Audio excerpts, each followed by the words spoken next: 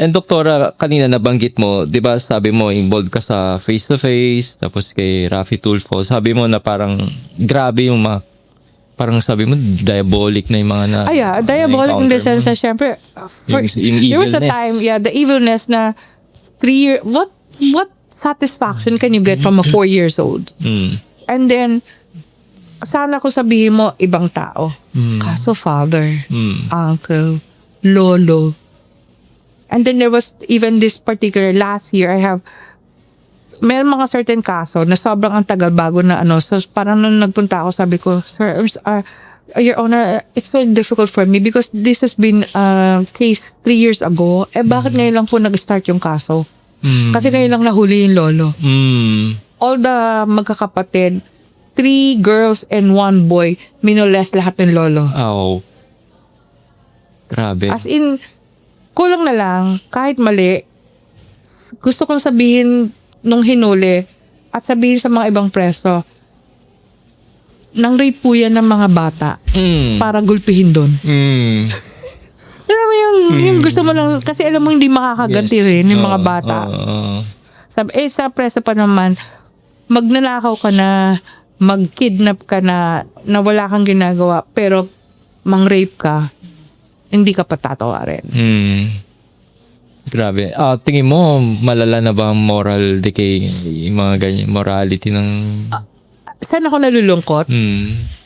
When it comes to a point na okay na, at least nangyari na na tuloy yung kaso. Pag nagpupunta dito for counseling lang, tapos sasabihin, magdidemanda kayo. Hindi. Kaya ka bakit? Sino daw magtatrabaho para kumita para sa mga ibang anak? Pera. Oo. Ganon. Second, there was this instance na nanganak siya. Anak siya ng, yung bata, anak ng tatay niya. And then sabi ko, kunin nila po yung batang ito. Sabi niya, may anak din ako sa bago niyang asawa. Sabi ko, paano itong bata? Ganon, yung mga ganon situations. It hurts.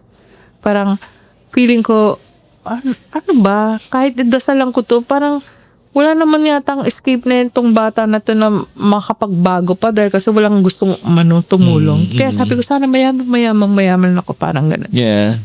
And di ba sabi mo yung mga rape, na mga nare-rape, tapos ang pwede pang worse, hindi naman worse, syempre, blessing pa rin ng bata. Kunyari, pero sa kanila, tingin worse din, nabuntis sila, ganyan. Oo.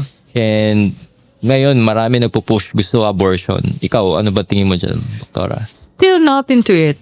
For reasons na parang everybody deserves a birthday.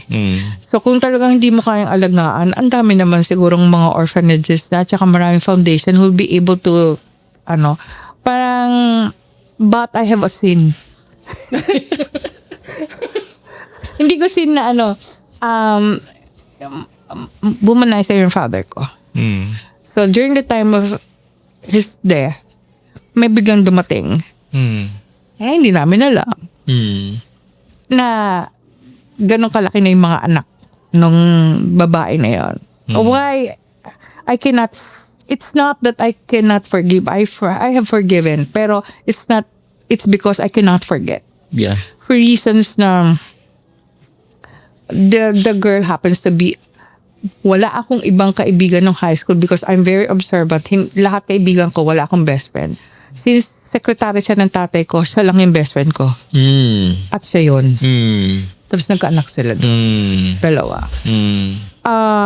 Hindi sa parang gusto ko for peace of mind, wala akong connection sa kanila. So na naman yung father ko, yung nanay ko, inimbita pa rin sila para makita for last respect, pero hindi ko alam na din gano'n. So parang I made rules, ganyan. So after that, wala na, as in wala. Pero the children wanted to reach out. Not for anything else, I really don't know what. Pero gusto daw nila mag-reach out. Siyempre ako, ayoko nga di ba? Gusto kong tahimik na yung buhay natin pare-parehas. So, huwag niyo akong Nag-reach out sila sa mga cousins ko. At tinanggap sila ng mga cousins ko kasi meron silang ganong klaseng problema rin. Parang sabi ko, ako nga hindi. Tapos kayo ganyan. Parang, gusto kong sabihin na tinanggap ko pero parang hindi ko pa rin kaya.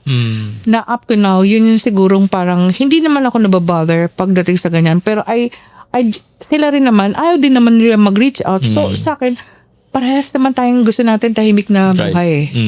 So okay lang sa atin.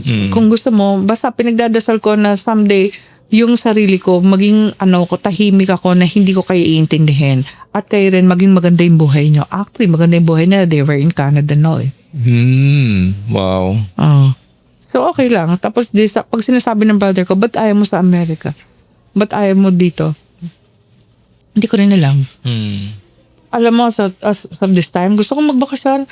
Pero inisip ko, pag nagbakasyon ako, walang mag-aasikaso dito. Kawawa, pasyente. We have 28 live-in patients now. Tapos yung isa yung nasa naka-confine nga dahil hindi namin alam kung anong gagawin.